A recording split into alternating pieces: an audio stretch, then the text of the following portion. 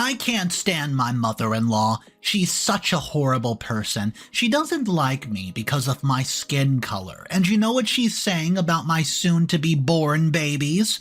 What does she have to say about her grandbabies, let me tell you? Where do I start with this? I always knew all my mother-in-law's craps would eventually build up to some huge giant event that would see everyone turn on her. She was just the type of person who kept up with the microaggressions. It was why we kept our distance from her in the first place. I'll start by saying that I grew up with working-class parents who eventually worked their way up to the middle class. When we moved into a suburban neighborhood, I was about 8 years old. There were only about 2 other POC families. This mattered to my parents because we were black. Everyone else in the neighborhood was white. But to our relief, everyone accepted us with open arms, and I spent the next few years going to school and getting great grades. When I was getting ready to enter high school, it was suggested I skip 2 grades because they felt the material would be more challenging for me. While I was nervous to just automatically skip 2 grades, I realized I wanted to do it. I loved to learn and did not want to coast through the 9th and 10th grades when I could go straight to junior year. My parents weren't on board right away. It took some convincing, but eventually they agreed to let me start high school in the 11th grade. It was there that I met Thomas. He was 2 years older than me, but since I was in his grade, we were in the same classes. Where I was on the quiet side, he was quite outgoing. Yet, they do say opposites attract, and after a group project, we started hanging out more and more. Eventually, we started dating. The 2 of us did not tell our parents until half a year into the relationship. My parents were weary because of the age difference, but decided to give Thomas a chance. Now, Thomas's father was very welcoming and embraced me into the family, but his mother? Not so much. Jackie did not like me from the get-go. It wasn't my age. Through our conversations, I was able to figure out she disliked me because I was black. She didn't come right out and say it or anything like that. It was through subtle, ignorant comments she made towards me that signified Jackie did not like me because of my skin. However, Jackie wasn't going to get rid of me that easily. I cared for Thomas and wanted to be with him. Even though we were young, we knew that we wanted each other. The 2 of us were dating when we graduated high school, and we decided that we wanted to go to school. I wanted to work with numbers, which was why I figured a bachelor's degree in accounting would be the best option for me. Thomas went to a trade school, learning a trade that would give him a very good job along with benefits inside the future. The school I went to was local, so Thomas and I did not have to shift to a long-distance relationship, and we continued to date, and in my final year of college, when I was 19 and Thomas was 21, I discovered I was pregnant. Thomas and I already knew that we wanted to get married and have kids shortly. This was a little too soon, and when I first found out, I was terrified. However, after we talked about it, we first decided to elope and go forward with the pregnancy. I was nervous about telling my parents, but they were thrilled. My now father-in-law was also happy, but I'll say my mother-in-law, she put on her fake little smile. Though I knew she was less than pleased with the news. A part of me figured Jackie always hoped that dating me was a phase and Thomas would eventually start dating, quote, the right kind of girl. The 2 of us eventually did have a wedding ceremony, so all of our parents could attend. It was a small affair with just family and friends in the backyard of Thomas's aunt's house. She had a big backyard, so it was the perfect setting to have the ceremony and an after-party. Even though we were already married, and mother-in-law had to accept it, she acted up at the wedding. My mother-in-law wore a dress that was off-white, as she said and made little comments. I swear at one point she even tried to dump wine on my dress, but decided against it at the last second. I might have imagined it, but I would not put it past my mother-in-law to do that to me. She wanted to do whatever she could to make my life as unforgettable as possible, because her son was not marrying a white type of girl. No, this wasn't a slip-up. I meant what I said there. She wanted him to marry a white girl. That was the right girl for Thomas, not me, according to her. With us getting married and having kids, I was tied to Thomas's life and technically her life forever. At least regarding the pregnancy, I was. Something could have happened between Thomas and me, and we could have ended up getting a divorce. I mean, life happens. Nobody can predict the future. However, when you have children, you're tied to the other person you had the children with for the rest of your days. Jackie was not happy about that at all, but she dealt with it in her own little way. Meaning Jackie kept up with her comments. They were racist when you read between the lines, but she never outright said anything that could be perceived as racist. The first time she did was when the twins were getting close to their due date. I overheard Jackie talking to my husband Thomas about how dark the kids might actually turn out to be. Thomas shut it down right away, and he told his mother that she was being ignorant and said another comment like, that would see her not being a part of her grandchildren's lives for a while. The twins ended up coming into the world about a week after my graduation. I was so grateful I was able to graduate before having the twins because I wanted to walk across the stage to get my degree. It wasn't the easiest labor. After the kids were born, the twins had to stay in the hospital for a little while because they were small. While they were in the hospital, Thomas and I went back to his grandmother's house, where we had been staying since it was discovered that we were pregnant. She had graciously offered to let us stay there a few months back, and Thomas's paternal grandmother wanted us to be able to save up while not having to worry about having a place to stay. It was such a nice offer. Thomas and I accepted right away. Thomas's grandmother was exactly like her son, my father-in-law. She was so sweet and accepting, sometimes I wondered why father-in-law and mother-in-law were even married. There were rumors that it was mostly because she ended up pregnant, but I wasn't going to poke around in the past when it was important to focus on the future.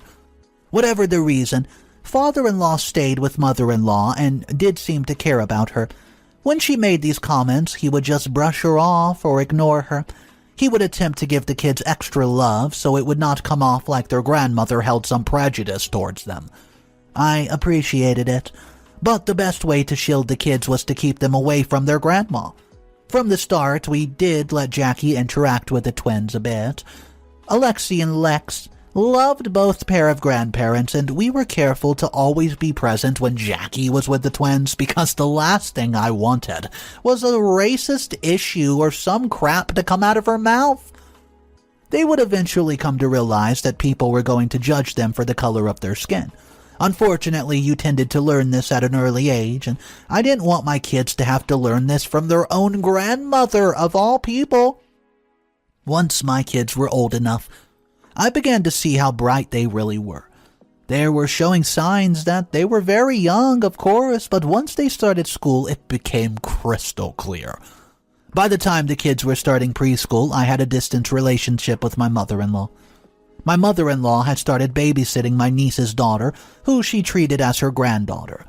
It was only a temporary thing, but she gushed over her, and father-in-law loved the niece, but thought mother-in-law was overstepping her boundaries. Why gush over her great niece when she had two perfectly lovely grandchildren of her own? Well, that great niece was white, unlike my children. Alexi and Lex were biracial, but they did look more like me than their father. I know it made mother-in-law mad to no end, so if she wanted to ignore my kids, I was fine ignoring her. This wasn't to say she didn't spend time with my kids, though. Well, Jackie did, but she hated that she could not be alone with them. Probably to influence them with whatever racist bullcrap she wanted to utter into their ears. At least Alexi and Lex had my parents. They adored their grandkids and spoiled them to no end. I knew that when I got with Thomas and my mother-in-law, she was not going to make it easy for us. This was just a fact, and the reason why I stuck it with is because I loved my husband and the family that we've made. It would be by no means easy. Thomas sometimes felt torn between me and his mother, but when it came down to it, he chose me. The two of us had a family together. Why wouldn't he defend me? The older the kids got, the more difficult it was to explain the strained relationship. When they turned 5, my mother-in-law suddenly got a new interest in them, but this was because her great niece was now in school full-time. Her babysitting services were not needed. Alexi and Lex did seem happy their grandmother was suddenly interested in them. I didn't think my mother-in-law had changed, but father-in-law was always with her while she saw after the kids, so you know what? I wasn't really worried. My father-in-law would never let anything happen to my kids.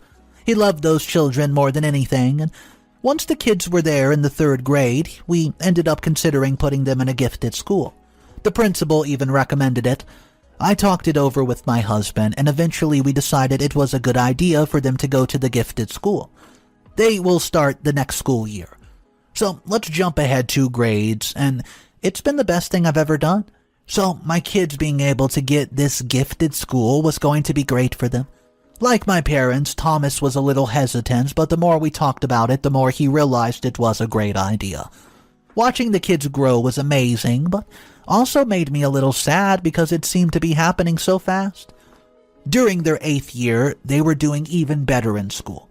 I would not be surprised if they skipped a grade or 2 like I did. We didn't tell anyone yet that the kids were going to a gifted school, but planned to during the holiday season. The reason I'm posting this is unfortunately not to brag about my kids, but because of what my mother-in-law ended up doing this year during Christmas. When you're in the Christmas season, you expect everything to be going lovely and about family. My mother-in-law had not done anything especially bad, so I had no reason to think something was going to happen. It started as a normal day. Mother-in-law and father-in-law were supposed to come over for Christmas Eve with some presents, and they would open the in-laws' presents, spend time with them, and then go home. How could anyone think that anything was going to end up going wrong? When they got there, I noticed that they weren't having any gifts. I was a little puzzled, but decided not to say anything about it. They might just be in the car or something. So we chatted in the hallway and then had the dinner that I prepared. The presents left my mind, and it wasn't until after dinner when the kids started excitedly asking about their gifts that I realized they still hadn't gotten out the presents. I was very confused because I didn't get why they hadn't brought the presents. We decided to give the kids cash this year, father-in-law said quickly, cutting off mother-in-law who was about to explain. Well, I frowned and said, well, that's fine, and they can pick out what they want at least. It was strange for them to go this route, but I figured maybe there was some mishap at the last minute, so the in-laws decided just to give us cash. Usually you give cash to older kids, but like I said, I was willing to roll with it. When it came down to it, I was pretty easygoing and willing to accept things for how they were. Yes, mother-in-law added, and there's something more where that came from. We just came into some money because my estranged father left me with some in his will. I remember hearing about that, but did not really understand what this had to do with giving money for a Christmas gift. Certainly they had the money to purchase actual gifts, tangible gifts for the children. Well, I appreciate it, but we're fine, I reassured her. By now, we all had our single-family home. It was perfect for us, and we were not in really a lot of debt. I mean, I got a scholarship, so I didn't have student loan debts or anything. Yes, well, Alexi and Lex are going to need us to contribute as much as we can so they don't end up as one of those hoodlums. The moment this came out of my mother-in-law's mouth, my soul absolutely left my body. Thomas came into the room to ask why I looked like I saw a ghost. I told Thomas what mother-in-law said, and you know what? She admitted it. Father-in-law looked ashamed, and he explained that he was sorry for what she had said. I told him it's fine, but they both have to leave. Mother-in-law starts saying she didn't mean anything by it, and she just wanted to make sure her grandbabies did not turn out like some of my family members. I was seconds from cursing her out, but Thomas jumped in and told him that they had to leave, so they left. Thank goodness the kids didn't hear anything. This was Christmas. They were supposed to have a nice, loving holiday with their grandparents, and it turned into a crap show. It wasn't fair. Thomas and I tried to make sure the rest of the day was good for Lex and Alexi. They were told that their grandparents were sick and had to go rest, and because they're kids, they accepted it without giving it much thought. I don't know what's going to happen with my in-laws now, but I can tell you it's not going to go back to how it was. Update number 1. We did not speak to mother-in-law or father-in-law until the day after Christmas. Thomas said that he was going to go over to their house to speak with them and asked if I wanted to go. I told him that I also wanted to go because I had a few things to get off my chest. When we get there, father-in-law was the one to open the door. He apologized right away and said mother-in-law was out of line. I asked where she was, and he said that she would be home soon, and while we waited, Thomas told his father the good news about the kids. They're going to a gifted school because of how well that they're doing academically, and He didn't really look shocked and said that he figured the kids would go far. The reason for this, they had their mother's smarts. I didn't think he was trying to butter me up. I genuinely think he meant it. Around this time, mother-in-law came scrolling back in, and she looked shocked to see us.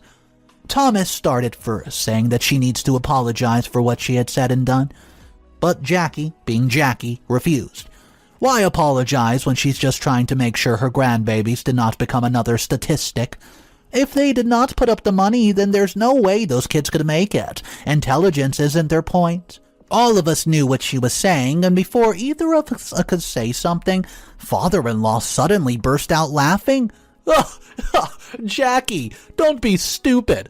Alexi and Lex just got into a gifted school. Those kids aren't going to need any help from us. Do you know why? Because they're smart as hell.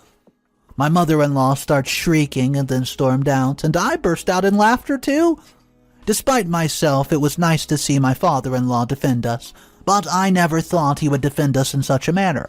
The two of us stayed there a little longer just to talk with our father-in-law. Eventually, we left and headed back home, feeling a lot better than I had since the confrontation on Christmas Eve. Let Jackie feel completely stupid. She was the one who let her racism get to her, so she had no one to blame but herself. Update number 2. It's been about 2 weeks since the whole blow-up at Christmas happened, and if you don't recall what happened, my mother-in-law assumed her half-black grandkids were going to end up as hoodlums because of my heritage. We ended up confronting them the day after Christmas, and while we waited for mother-in-law, we told father-in-law the kids were enrolling in a gifted school. When mother-in-law came in, we told her after she doubled down and refused to apologize. Father-in-law laughed at her for her stupidity, and the two of us left after that and have not seen mother-in-law since. However, father-in-law has come by and kept in frequent contact with us. One night he showed up, a suitcase in hand. I was surprised and asked him what's wrong. Mother-in-law and father-in-law got into a fight about how mother-in-law treated the kids. He said that he can no longer take how she treated Alexi and Lex. They were her grandbabies. She still should not hold that racist attitude. It was a huge fight that ended up with father-in-law saying that he needed a few days away from her. This was why he came here. I wondered why he did not go stay with his mother, but figured he would rather be surrounded by his son and grandkids. Thomas and I talked it over, deciding that we would let him stay. He needs his family right now. Mother-in-law had to be raging over this. I did not receive any calls or texts from her, much to my relief at least. But the silence was also a little concerning because this woman was never very quiet. She loved to blast her business to anyone who listened, including online. And after about 2 days, mother-in-law finally called father-in-law and asked when he was going to come home.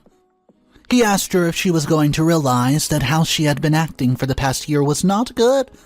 It was racist behavior and Jackie needed to apologize for it. If you think that mother-in-law did not play ball, you're right. She told him that some differences were just built into people. Certain races were better at some things, and there was not much you could do about it. This was probably the most explicit racist thing my mother-in-law had ever said. It's just so blatant. How did she not think she did anything wrong? I just knew that now I was done trying to have some sort of relationship with her. Thomas was done too.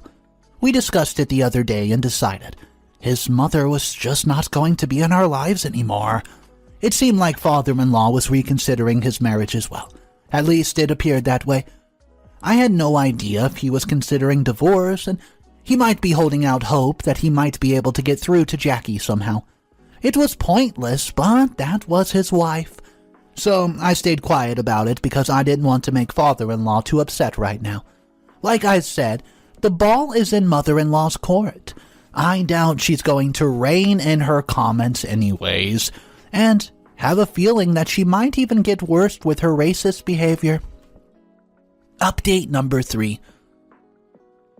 Hey guys, father-in-law's still with us. It's been about 3 weeks since he moved into the spare room, and honestly, it's been nice having him around. The kids are thrilled at their granddad. He wakes them up, and every day they come home together from school. He's been a huge help to us as well, and both of us work outside of the home, and it gives my parents a break from having to pick up the kids all the time. Father-in-law's retired, so he has a lot of free time than my parents, who are both still working. Not to say my parents still won't see the kids, it just gives them some more free time.